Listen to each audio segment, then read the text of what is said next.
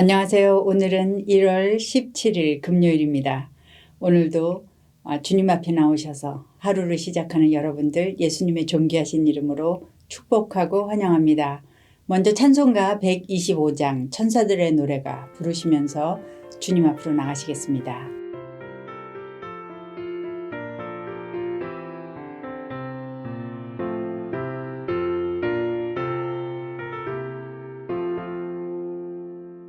천사들의 노래가 하늘에서 들리니 산과 들이 기뻐서 메아리 쳐울린다.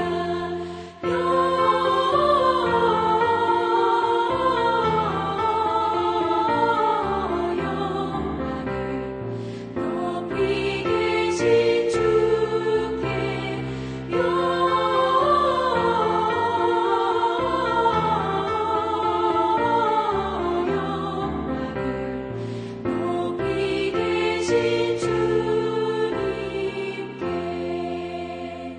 한밤중에 목자들 양떼들을 지킬 때 아름다운 노래가 청하게 들린다.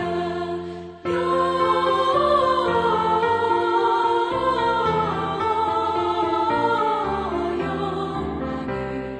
높이 계신 주께 영광을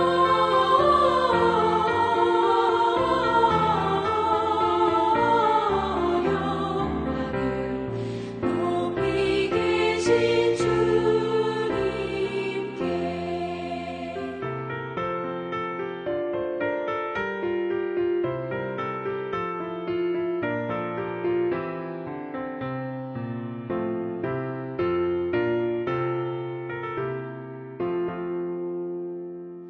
베들레헴 달려가 나시나기 예수께 울어 경배합시다. 탄생하신 아기께 영광을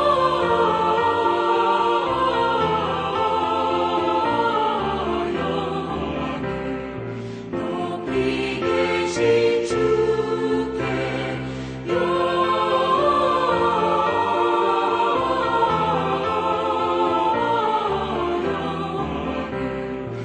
높이 계신 주님께 구유 안에 누이신 어린 아기 예수께 우리들도 다 함께 기쁜 찬송 부르자.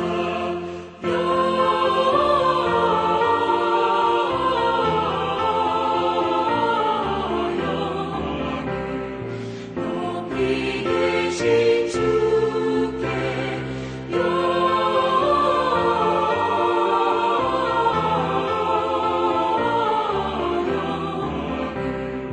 높이 계신 주님께.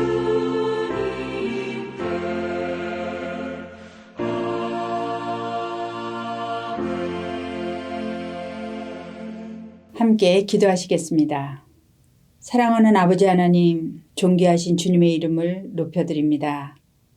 하나님, 2025년도 시작한 지가 벌써 이제 석 주째로 들어가고 있습니다. 하나님, 저희들에게 또 25년이라는 이 귀한 시간을 주신 것을 감사하며 주님 앞에 온전히 이 시간들을 잘 사용하는 저희들이 되기를 소원합니다.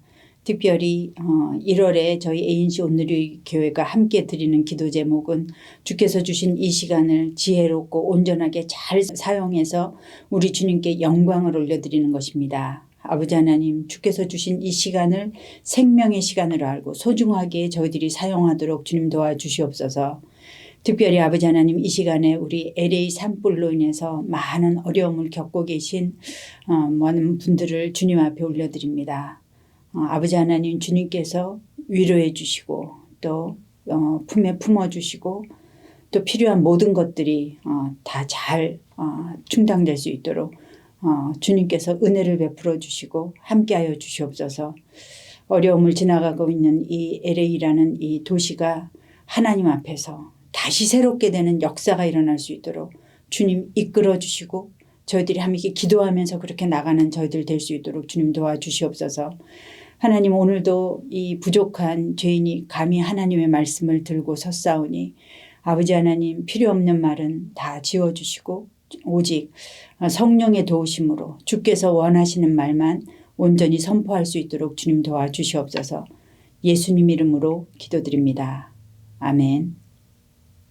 오늘 하나님께서 저희들에게 주신 말씀은 누가복음입니다. 누가복음 2장 15절에서 24절까지 말씀입니다. 제가 받들어서 읽을 때 여러분들도 집에서 함께 같이 읽으시면 좋겠습니다. 천사들이 떠나 하늘로 올라가니 목자가 서로 말하되 이제 베들레헴으로 가서 주께서 우리에게 알리신 바 이 이루어진 일을 보자 하고 빨리 가서 마리아와 요셉과 구유에 누인 아기를 찾아서 보고 천사가 자기들에게 이 아기에 대하여 말한 것을 전하니 듣는 자가 다 목자들이 그들에게 말한 것들을 놀랍게 여기되 마리아는 이 모든 말을 마음에 새기어 생각하니라.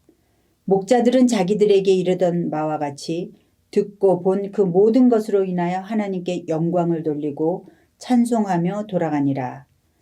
할례할 8일이 되매 그 이름을 예수라 하니 곧 잉태하기 전에 천사가 일컬은 바로라. 모세의 법대로 정결 예식의 날이 참에 아기를 데리고 예루살렘에 올라가니 이는 주의 율법에 쓴 바 첫 해에 처음 난 남자마다 주의 거룩한 자라 하리라 한 대로 아기를 주께 드리고 또 주의 율법에 말씀하신 대로 산비둘기 한 쌍이나 혹은 어린 집비둘기 둘로 제사하려 함이더라. 아멘. 예수님의 이야기를 담은 4권의 복음서는 다 저마다의 특징이 있습니다. 저희가 지금 누가복음을 시작해서 도입부를 계속 묵상하고 있는데요. 특히 이 도입부 부분들이 매우 독특합니다. 요한복음은 물론이지만 우리가 공관복음이라고 부르는 마태, 마가, 누가복음처럼 같은 관점으로 쓰여져서 내용들이 비슷한 복음서들조차 각 책마다 차별 있는 도입부를 가지고 있습니다. 마태복음은 족보로 시작하면서 유대인 청중들에게 복음을 가지고 다가가지요. 제자도를 강조하고 있는 마가복음은 처음부터 사역으로 직접 뛰어듭니다. 세례 요한의 사역으로 시작하지요. 그런가 하면 누가복음은 우리 중에 이루어진 사실에 대해 차례대로 쓰겠다 이렇게 말하면서 자신의 복음서를 열고 있습니다. 순서대로 정리해서 쓰려면 자료를 모아야 되겠죠. 누가복음 1장 2절의 말씀처럼 목격자의 진술과 말씀에 일꾼된 자들이 전해준 그 이야기들이 정말 많았을 텐데 누가는 자료를 어떻게 수집했을까요? 아마도 누가는 바울과 함께 3차 전도 여행에서 돌아온 이후에 바울이 예루살렘에서 체포되고 그래서 가이사랴에 2년 정도 구속되어 있을 때 그 옆에 함께 있었을 것입니다. 그리고 아마도 그때 예수님의 어머니인 마리아를 비롯해서 많은 증인들로부터 이야기를 들었을 것이라고 학자들은 추정합니다. 누가복음의 도입부는 2장까지 계속되면서 예수님의 탄생을 보여주고 있습니다. 매우 구체적이고 세밀하고 역사적으로나 문학적으로나 풍성한 내용에다가 성령님의 역사가 아주 가득합니다. 누가는 예수님의 탄생 이야기를 들려주기 위해서 세례 요한의 출생으로까지 거슬러 올라가죠. 아이가 없었던 엘리사벳과 사가랴 부부가 요한을 가지게 되는 이야기가 있고 마리아에게 천사 가브리엘이 나타나서 예수께서 이 땅에 오실 것을 알려줍니다. 마리아가 엘리사벳과의 그 만남 후에 부르는 노래는 예수님께서 이 땅에 오셔서 앞으로 하실 일들을 요약해서 잘 보여주고 있습니다. 요한의 출생과 사가랴의 찬양이 이어지고 난 후에 이제 드디어 그리스도 예수의 탄생을 누가는 소개하기 시작합니다. 어제 우리는 마리아와 요셉이 인구조사를 위해서 베들레헴이라고 하는 다윗의 동네로 가는 그 이야기를 묵상했지요. 마리아는 해산날이 되었지만 여관이 없어서 아기를 낳은 후에 강보에 싸서 구유에 누이게 됩니다. 그때 밤에 자기 양을 치는 그 목자들에게 천사들이 나타난 거예요. 그리고 온 백성에게 미칠 큰 기쁨의 좋은 소식을 그들에게 전합니다. 수많은 천군과 천사가 하나님을 찬양해서 지극히 높으신 곳에서는 하나님께 영광이요 땅에서는 하나님이 기뻐하신 사람들 중에 평화로다. 그렇게 찬송했습니다. 너무나 신비롭고 웅장하고 아름답고 기적 같은 광경이죠. 오늘 본문은 그 놀라운 광경을 경험한 그 목자들의 이야기로부터 시작이 되고 있습니다. 함께 15절을 읽어보겠습니다. 천사들이 떠나 하늘로 올라가니 목자가 서로 말하되 이제 베들레헴으로 가서 주께서 우리에게 알리신 바 이 이루어진 일을 보자 하고, 목자들이 얼마나 놀라고 얼마나 흥분되었을까요? 생각해 보십시오. 그 캄캄했던 그 밤중에 갑자기 하늘에 수많은 천군 천사들이 나타나서 하나님을 찬송하고 그리고 올라갔습니다. 어떻게 가만히 있을 수가 있겠습니까? 그래서 목자들이 말하는 거예요. 베들레헴으로 가보자. 주께서 알리신 바 이루어진 이 일을 보자. 주께서 무엇을 알리시고 무엇이 이루어졌나요? 어제 본문 2장 10절에서 12절을 읽어드리겠습니다. 천사가 이르되 무서워하지 말라. 보라, 내가 온 백성에게 미칠 큰 기쁨의 좋은 소식을 너희에게 전하노라. 오늘 다윗의 동네에 너희를 위하여 구주가 나셨으니 곧 그리스도 주시니라. 너희가 가서 강보에 쌓여 구유에 누워 있는 아기를 보리니 이것이 너희에게 표적이니라 하더니, 바로 구세주 그리스도가 태어나셨다는 것입니다. 이스라엘이 그토록 간절히 기다리던 메시아가 나셨다는 너무나 놀라운 소식이죠. 목자들은 지체하지 않고 베들레헴으로 달려가 마리아와 요셉과 구유에 누인 아기를 발견하고 천사들이 알려준 사실을 확인합니다. 목자들이 전해준 소식에 사람들은 정말 많이 놀랐습니다. 그러나 그 경황 가운데서도 마리아는 이 모든 말씀을 마음에 새겼다. 그렇게 얘기하고 있습니다. 누가는 도입부에서 예수님의 이 놀라운 탄생 소식에 이어서 할례의 이야기로 넘어가고 있습니다. 할례는 하나님께서 이스라엘 백성에게 명령하신 의식입니다. 창세기 17장에 보면 하나님께서 아브라함에게 찾아오셔서 이름을 고쳐주시고, 하나님께 이스라엘이 하나님께 선택되었고 그들은 하나님께 순종하고 헌신하겠다는 그 언약을 맺으십니다. 그 약속의 상징으로 이스라엘 남자들은 태어난 지 8일 만에 그 남성 성기의 표피 끝을 잘라내야 했습니다. 그런데 외국인이나 나그네도 할례를 통해서 언약 공동체 안으로 들어올 수 있었습니다. 혈통으로 이스라엘인이라고 해도 만약 할례를 받지 않으면 언약 공동체에서 제외되게 되어 있습니다. 그런데 이 할례는 단지 몸에만 하는 것이 아니고요. 할례한 자답게, 언약 백성답게 사는 것이 더 중요한 것입니다. 모세는 마음의 할례를 행하고 목을 곧게 하지 말라. 그렇게 이스라엘에게 당부했고, 이스라엘의 많은 예언자들이 마음의 할례를 강조했습니다. 할례는 이스라엘과 하나님 사이에 정말 중요한 언약의 표징이었습니다. 그래서 예수님의 부모인 요셉과 마리아도 율법에 따라 할례를 행하기 위해 성전에 올라가게 되는 것입니다. 그런데 누가는 이 22절에서 24절이라는 이 세 절 사이에 모세의 법, 주의 율법이라는 말을 3번이나 사용하고 있습니다. 예수님께서 이 땅의 삶을 시작하실 때 겸손하게 율법 아래 자신을 맞추신 것을 보여주는 것입니다. 이렇게 누가의 도입부가 계속되고 있는데요. 오늘 본문을 통해 조금 더 생각해보고 싶은 것이 있습니다. 왜 예수님의 탄생을 알리는 천사들이 밤에 밖에서 자기 양떼를 지키던 목자들에게 나타났을까? 그런데 생각할수록 그것은 정말 하나님의 지혜임을 깨닫습니다. 그날 밤 그 소식을 들을 자들이 얼마나 많았을까요?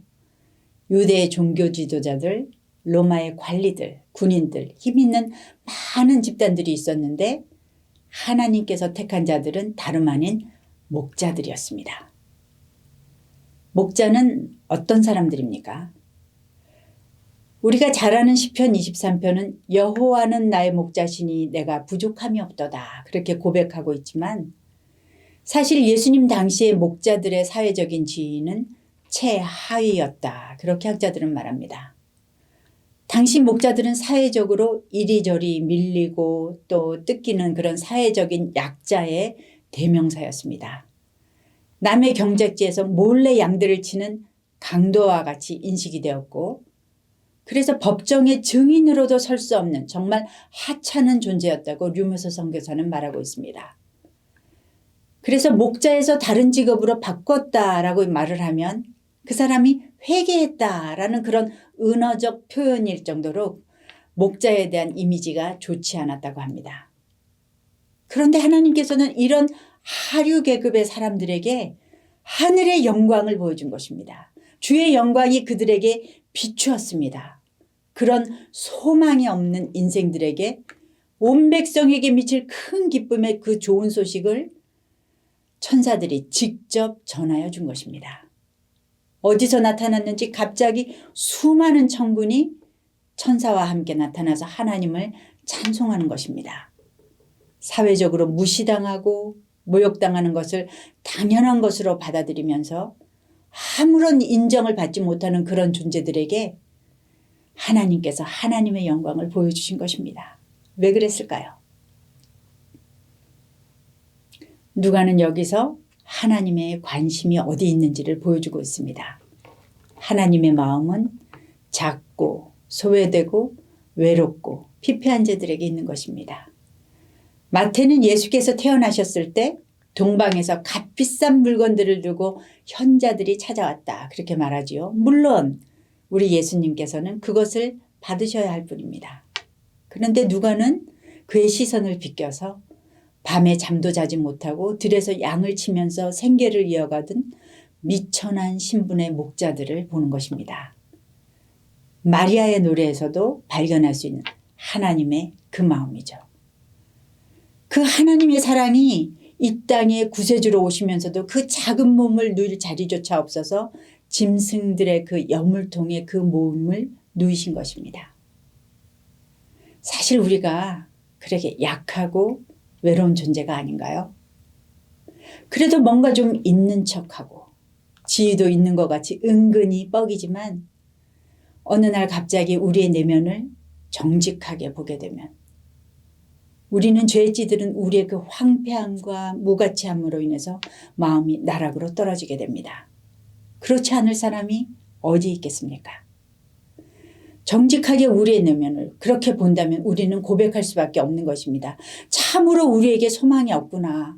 정말 우리는 아무것도 아닌 존재구나. 하나님 앞에서도 사람 앞에서도 인정받을 만한 것이 털끝만큼도 없구나. 우리가 가졌다고 생각했던 것도 하루아침에 없어질 수 있는 것이구나. 우리는 사실 정말 아무것도 아닌 존재들인 것입니다. 하나님은 그런 우리를 아십니다. 그런데 그런 우리를 사랑하는 거예요. 그렇게 아무것도 아닌 우리를 위해 십자가를 지시려고 아들을 이 땅에 보내주셨습니다. 우리가 외적으로 사회적으로 내세울 것이 있든지 없든지 아니면 무엇인가를 할 수 있는 재능이 있든지 없든지 아니면 참으로 내면이 텅텅 비었든지 주님께는 아무런 문제가 되지 않습니다. 아니 도리어 주님은 그런 우리에게 먼저 찾아오셨습니다. 그래서 그렇게 가난하고 아무것도 없어서 주님 외에는 아무것도 줄 것이 없는 자들을 하나님의 나라를 위해 사용하십니다. 우리는 목자들을 사용해서 그리스도 예수의 탄생을 알리는 그 하나님의 그 지혜를 통해서 이 세상에 그 누구라도 하나님 나라의 제자로 사용될 수 있다라는 것을 확인합니다. 그래서 저와 여러분도 하나님 나라의 제자로 설 수 있는 것입니다. 하나님의 나라는 역설의 나라입니다. 재판에서 증인으로도 채택되지 못하는 이 비천한 목자들이 예수님의 탄생을 가장 먼저 알리는 증인들이 되었죠.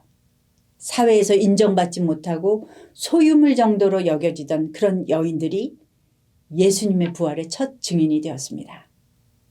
그들은 다만 그들이 본 것, 들은 것을 전하면 되었습니다. 목자들이 전했을 때 마리아는 그 모든 말을 마음에 새겼다. 그렇게 말하고 있습니다. 전한 자가 있기 때문에 마음에 품을 수가 있는 것이죠. 도대체 예수님께서 사용하지 못하는 그런 사람들이 있습니까? 아니요. 이 땅에 살아가면서 생명의 근원이시며 구원자 되신 그 하나님의 일꾼으로 사용되는 것보다 더 명예롭고 더 아름다운 일이 어디에 있겠습니까? 주님께서 부르실 때에 Here I am 이렇게 감사하며 겸손하게 나오시는 저와 여러분 되기를 소원합니다. 주님 사용하여 주옵소서, 보내주옵소서. 그렇게 담대하게 주님 앞으로 나와서 주님의 마음을 시원케 해드리는 우리 모든 성도님들 되시기를 축복합니다. 말씀을 맺겠습니다. 세상에서 가장 놀랍고 가장 아름답고 그리고 가장 고상한 구원의 소식이 당시 사회에서 가장 천대받던 사람들을 통해서 전해졌습니다. 그 소식은 지금도 우리를 통해서 전해져야 하는 생명의 복음입니다. 여러분과 제가 오늘 그 축복의 통로가 되기를 소원하고 축복합니다. 다 같이 기도하시겠습니다.